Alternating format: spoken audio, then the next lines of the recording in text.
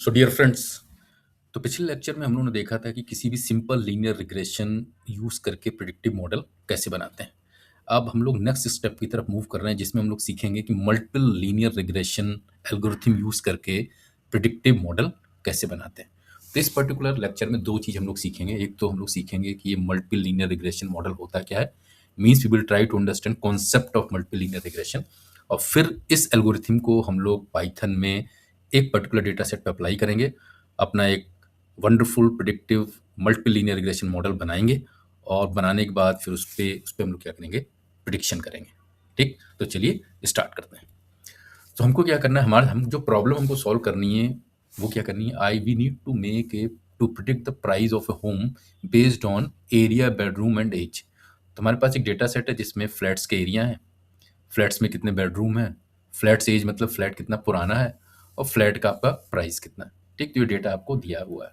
हमको क्या करना है, हमको एक प्रिडिक्टिव मॉडल बनाना है जो हमको प्रोवाइड कर दे कि अगर हम उसके अंदर एरिया, नंबर ऑफ बेडरूम और एज प्रोवाइड करें तो प्रिडिक्ट कर दे कि उस फ्लैट का प्रपोज प्राइस या प्रिडिक्टिव प्राइस क्या होना चाहिए। और इन शॉर्ट वीकन से मान लीजिए किसी ने कहा सर हमारे पास 3000 स्क्वायर फीट एरिया है और उसमें 3 बेडरूम है और वो 40 ईयर्स ओल्ड फ्लैट है, तो उसका प्राइस क्या प्रिडिक्ट कर सकते हैं। तो हमारा answer will be yes, I can predict because I know the art of machine learning. ठीक, तो चलिए पाइथन में जल्दी से मूव करते हैं। इस डेटा सेट को हम लोग इंपोर्ट करेंगे और फिर अपना मॉडल बनाते हैं। पाइथन पे हम लोग मूव कर गए। ठीक, तो प्रॉब्लम हमारी क्या थी, प्रिडिक्टिंग होम प्राइस। तो पिछले लेक्चर में हम लोगों ने सिंपल लीनियर रिग्रेशन के बारे में पढ़ा। तो सिंपल लीनियर रिग्रेशन में अगर आपको याद हो या थोड़ा सा मैं रिवाइज करा देता हूँ, सिंपल लीनियर रिग्रेशन में एक डिपेंडेंट वेरिएबल था और एक ही हमारा इंडिपेंडेंट वेरिएबल था। ठीक, तो हमने क्या कर दिया था, जो चीज़ हमको प्रिडिक्ट करनी थी, प्राइस हमको प्रिडिक्ट करनी थी, तो इसको हमने क्या बना लिया था, डिपेंडेंट वेरिएबल बना दिया था, और जो बच गया उसे इंडिपेंडेंट वेरिएबल बना दिया था। तो हमारी इक्वेशन बन के क्या आ गई थी, प्रिडिक्टिव मॉडल की या प्रपोज्ड मॉडल हमारा बन गया था y equal to M into area plus सी।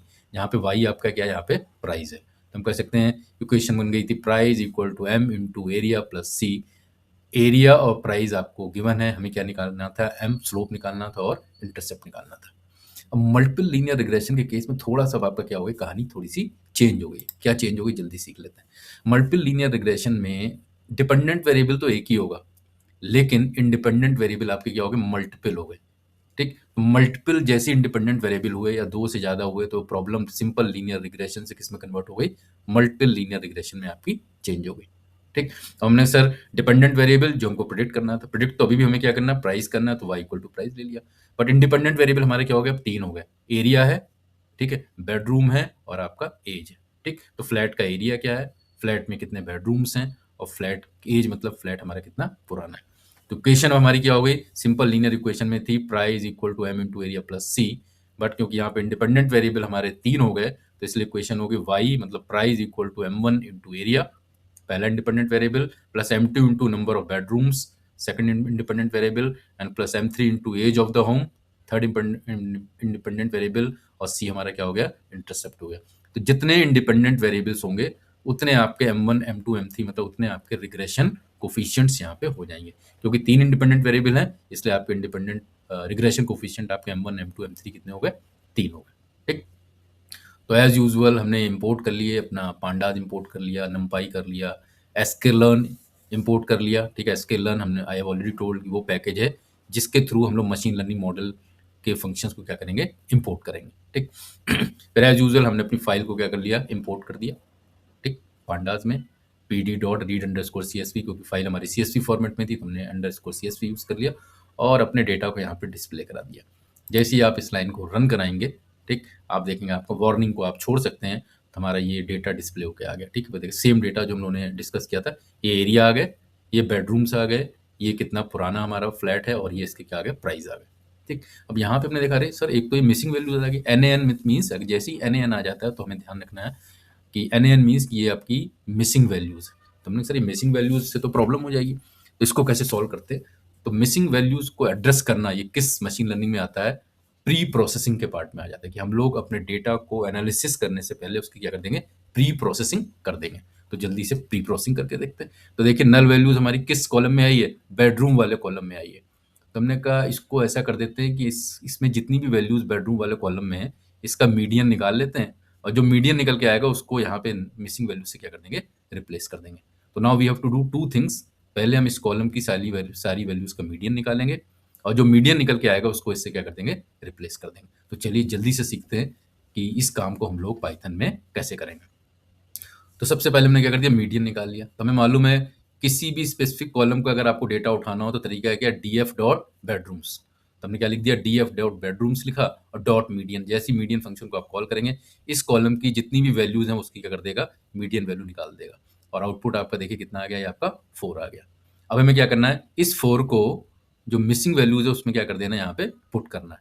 तो उसको भी जल्दी से सीख लेते हैं। तो उसके लिए हमारे पास फंक्शन है df डॉट, उस कॉलम का नाम लिख दीजिए, dot fill N A. Fill N A मतलब जहां पे भी नल वैल्यूज है वहां पे आप प्लीज क्या फिल कर दीजिए, मीडियंस की जो वैल्यू वो यहाँ पे क्या कर दीजिए, फिल कर दीजिए। सिंटेक्स बहुत ईजी है, ठीक। तो थोड़ी सी प्रैक्टिस की जरूरत है, अगर आपको प्रैक्टिस करेंगे तो all the things will be very easy. तो इसी बहाने देखिए हमने ये भी सीख लिया कि अगर कहीं पे भी कोई मिसिंग वैल्यूज आ रही तब भी आप उसको डेटा प्री प्रोसेसिंग की हेल्प से कैसे फिल कर सकते हैं, ठीक। जैसी वैल्यू फिल हो गई, हमने फिर से डीएफ से अपने डेटा को डिस्प्ले कराया तो आप देखेंगे जो NaN मतलब नल वैल्यू या मिसिंग वैल्यू आ रही थी वो आपकी वैल्यू यहाँ पे क्या आ गई, 4 आ गई, ठीक। Now our data is ready to develop a multiple regression model. चलिए मॉडल बनाते हैं जल्दी से। तो डेवलप मल्टीपल रिग्रेशन मॉडल में as usual linear model dot linear regression function को आपने कॉल किया। बिल्कुल सेम फंक्शन है जो आप लोगों ने सिंपल लीनियर रिग्रेशन में लिखा था, कुछ भी चेंज नहीं। तो same line. Then regression dot fit में हमको क्या देना है, अपना डेटा देना है।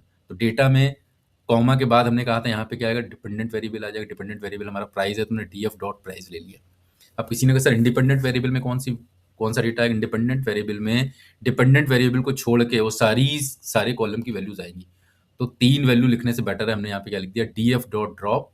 प्लीज ड्रॉप कर दो डीएफ में से किस कॉलम को, प्राइस कॉलम को। तो अगर आप डीएफ डेटा फ्रेम में प्राइस कॉलम को ड्रॉप कर देंगे तो कौन से 3 कॉलम बच जाएंगे।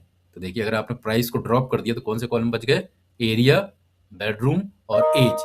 यही तीनों हमारे क्या थे, इंडिपेंडेंट वेरिएबल्स थे। तो वेरी सिंपल, वेरी स्मार्टली हमने क्या कर दिया, यहाँ से प्राइस को ड्रॉप किया तो तीनों इंडिपेंडेंट वेरिएबल यहाँ पे आ गए, कॉमा लगा के यहाँ पे अपने मॉडल हमारा बन के क्या हो गया, यहाँ पे तैयार हो गया, ठीक। तो हमने कह दिया ठीक है सर, अब हमारा मॉडल क्या हो गया, regression coefficient M1 M2 M3 आपने क्या कर दिए, यहाँ से हम निकाल लेंगे क्योंकि एरिया, बेडरूम और एज डेटा आपको दिया हुआ है। तो हमको क्या कैलकुलेट करना है, रिग्रेशन मॉडल में we need M1 value, M2 value, M3 value और हमको क्या चाहिए, C मतलब इंटरसेप्ट चाहिए।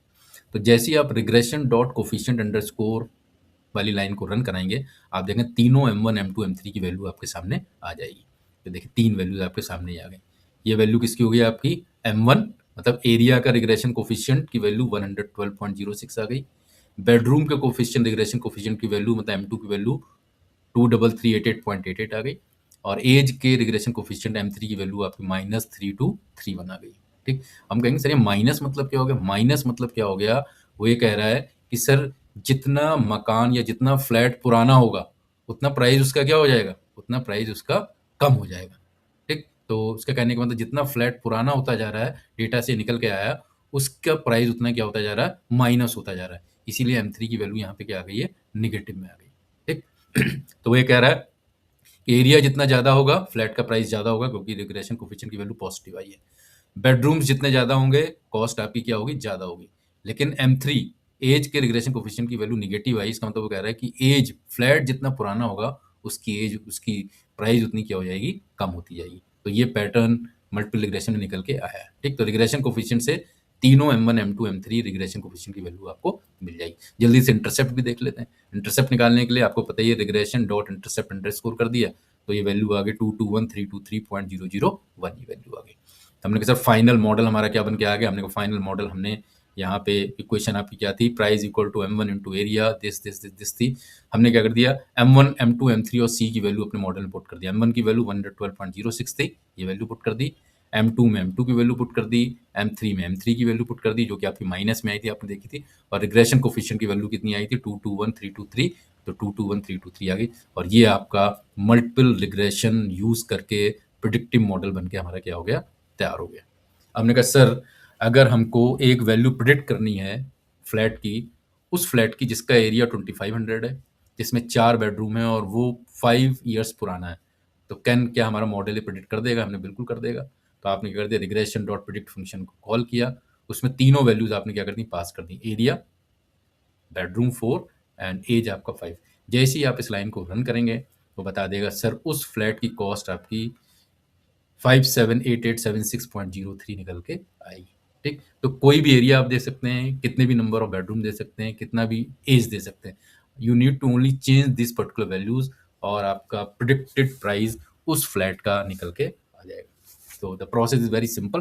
ठीक, तो I hope that part is clear to all of you. अपना कोई डेटा सेट लीजिए, उसमें किसी एक को जो वैल्यू प्रिडिक्ट करनी है उसको डिपेंडेंट वेरिएबल बनाइए, बाकी सारे कॉलम्स को आप क्या कर दीजिए, इंडिपेंडेंट वेरिएबल बनाइए। फाइल को अपनी इंपोर्ट करिए, इंपोर्ट करने के बाद आपको क्या कर देना, अगर कोई मिसिंग डेटा है तो उसको आप हैंडल करिए, मीडियन से आप रिप्लेस कर सकते हैं। फिर एज यूजुअल अपना लीनियर रिग्रेशन मॉडल के फंक्शन को कॉल करिए, कॉल करने के बाद डिपेंडेंट और इंडिपेंडेंट वेरिएबल की वैल्यूज उसको क्या कर दीजिए, पास कर दीजिए।